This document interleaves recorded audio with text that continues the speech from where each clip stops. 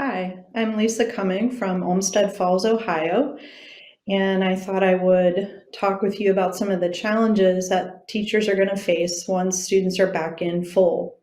One of probably the biggest challenges is that the class dynamics are going to change. So suddenly you're going to have a large group of students possibly all in, or you're going to have more students in, less students remote, and so you're going to have to give the kids, I think, a chance to get adjusted to that new schedule.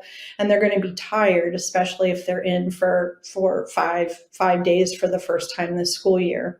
So as that's all happening, I do believe that the technology is going to be much easier once we're all back in, because we're all going to be using the school internet, and you're not going to have children that aren't possibly able to even get on the internet, and hopefully we'll have devices within the classroom to use. So that being said, I think teachers have to make a real effort not to fall back into traditional methods of instruction. So many of us have learned brand new programs, brand new applications, brand new software we have available to us, brand new devices. So you want to really try hard to make use of those devices and applications and software pieces in this new, more in-person instruction. So I think making the adjustments to those applications and those software pieces, that's going to be a real challenge here at the start. Now, digital ink has completely transformed my method of instruction.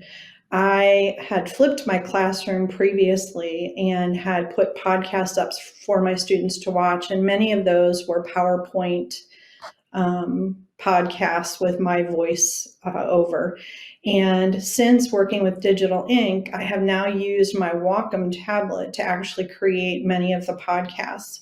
For my students, that's important because where the students are seeing my handwriting, writing, and my students have actually said they much prefer the podcasts where I'm actually doing the writing rather than the PowerPoints. The digital ink has allowed me to easily annotate papers and also to do some digital grading, which has been great because, being remote for a while and hybrid for a while, that was really, really important because all of the homework and such was being given to us electronically. It also has freed me up from the whiteboard. So once we all went back into the classroom, I was able to Bluetooth my Wacom tablet to my laptop. And then literally as I am walking around the classroom, I am writing on the board in front of the students. So as far as monitoring the students and their work and such, with me being able to move around the classroom, that's really been beneficial. Now, what are some tips, some onboarding tips for teachers that are brand new to the Wacom tablet? So just kind of a general tip, right? Don't use technology just for the sake of technology. Make sure that it really fits you, that it fits your method of instruction, that it fits your students, that it fits your subject matter. And also, too, remember to start small. So you have applications and software pieces that you currently use. So I would try to use the Wacom tablet with those applications that you're already familiar with. I also think, too, that at least initially, use the Wacom tablet to create a resource that you can then give your students to use. For example, create a podcast, 5-minute podcast, and then have your students watch that on whatever topic you happen to choose. That way you're getting used to writing with the tablet, you're getting used to looking at the screen, looking at the students, right? So it gives you some practice. And then you can always re-record, right?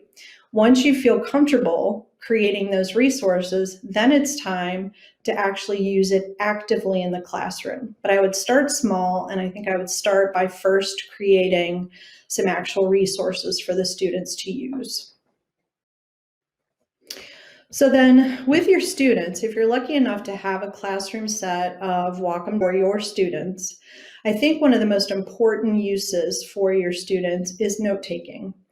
I believe that taking a pen to paper and physically writing notes down makes certain that that information gets into your brain, right? As opposed to typing it out. So the nice piece about the Wacom tablet is you're writing. The kids are writing with a pen on a tablet, but then you're able to save those notes digitally. So you're kind of getting the digital part of that at the same time the kids are actually writing, which I think is really important. Now, I'm a science teacher, right? So we have digital lab notebooks, and so the students have to upload calculations into that digital notebook. So what they will do is do it on paper, take a photo, perhaps convert it to a PDF, and then upload it. With this digital lab notebook, they can actually do it right on the Wacom tablet, right inside the digital notebook. So you kind of pass over that uploading piece. If you have a classroom where there's a lot of collaboration going on with this Wacom tablet, the students can collaborate in Google Docs, they can collaborate in Jamboard, Limnu, Collabboard, so many applications. And again, in science and probably in math, there's so many symbols and so much math and calculations that you're doing and so much, drawing and graphs, that having the ability to write versus having to look for the symbol on your keyboard or a function key that will give you that symbol. Just the writing piece is important during the collaboration. And then homework, problem sets, same thing. If you're in math, if you're in science, with all of the symbols and all of the numbers, so much easier to actually write those. And again, authenticity, the kids are writing, which I happen to firmly believe that really is better for the learning process, the actual writing rather than the typing.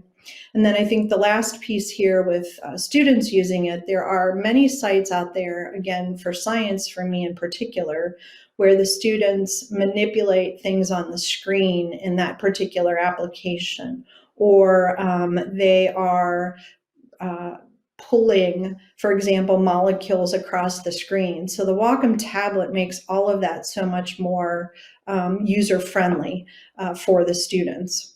So I thank you for listening today, and I hope you enjoy the rest of the time at the conference.